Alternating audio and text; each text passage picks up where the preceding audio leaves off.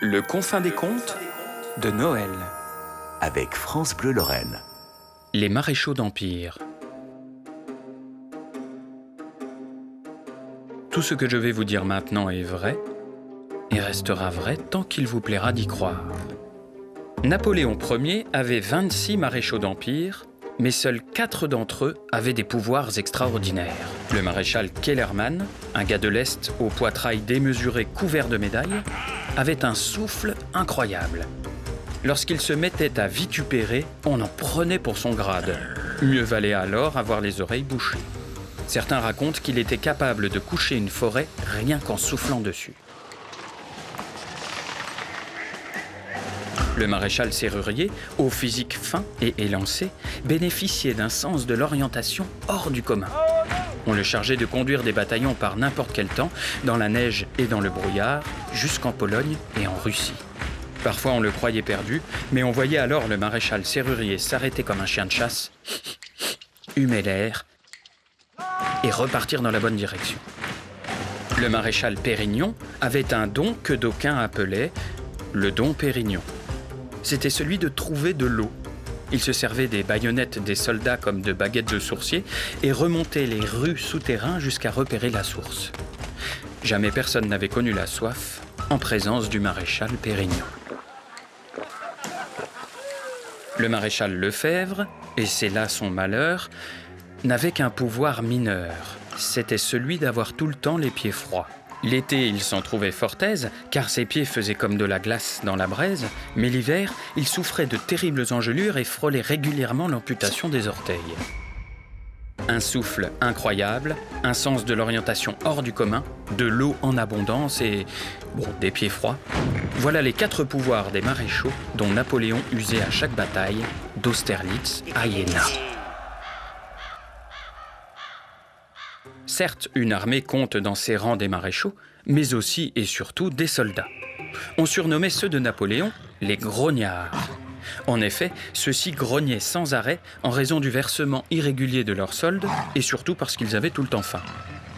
Les grognements des hommes accompagnaient l'empereur jour et nuit. Imaginez-vous avec un bourdonnement dans l'oreille qui ne s'arrête jamais. C'est d'ailleurs à cause de ce bourdonnement que Napoléon choisit l'abeille comme symbole. Et c'est encore à cause de lui qu'il chopait des maux de ventre terribles, des crampes d'estomac qui le forçaient à tenir sa main sous son gilet. Un soir de décembre 1807, en Pologne, les grognards avaient froid en plus d'avoir faim.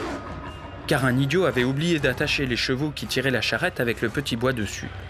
On n'avait pu allumer de feu, ni réchauffer de soupe. Les grognards grognèrent si tard que Napoléon convoqua ses 4 maréchaux préférés pour leur demander de trouver une solution.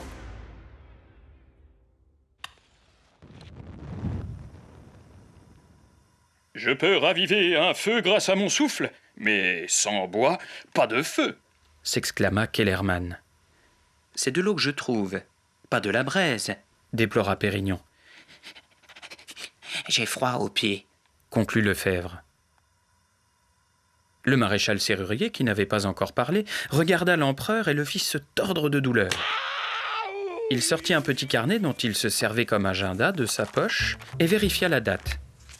Nous étions le samedi 24 décembre. Alors il demanda aux 3 autres maréchaux de le suivre et dans un coin, il leur expliqua son plan. Alors en fait, j'ai pensé qu'on pouvait faire comme ça, écoutez. Une fois le plan dit, le plan fut fait. Les 4 maréchaux d'Empire sortirent de la tente de l'état-major et mirent en œuvre le plan de serrurier. Pérignon demanda 2 baïonnettes à 2 soldats qui les lui tendirent en grognant. Il trouva une source abondante et creusa assez profond pour la faire jaillir comme un geyser. Aussitôt, Lefebvre mit ses pieds glacés sur la source pour que l'eau se transforme en neige. Quelques pas plus loin, Kellermann remplissait ses poumons pour provoquer une véritable tempête. En quelques minutes, la neige virevolta, tout devint blanc, on n'y voyait plus goutte. Les grognards se levaient de leur bivouac, gelés, grognant de plus belle. Mais soudain, l'un d'entre eux cria « Hé, regardez là-bas !» Dans l'épaisseur de la tempête de neige, on vit passer une silhouette penchée sur un traîneau, laissant dans son sillage un petit bruit de grelots. « Waouh ! Oh !»« Mal, machin, toi !» s'exclamaient les grognards, dont certains étaient originaires des Vosges. Tous étaient persuadés d'avoir vu passer le Père Noël. Lorsque la tempête cessa, les grognards s'endormirent sans un grognement, tout à leur rêve de cadeaux et de bons repas. Vous l'avez compris, le Père Noël n'était autre que le maréchal serrurier qui avait retrouvé le chariot de bois grâce à son sens de l'orientation hors du commun et qui avait agité une petite clochette. Lorsque les maréchaux retournèrent voir l'empereur, celui-ci dormait déjà.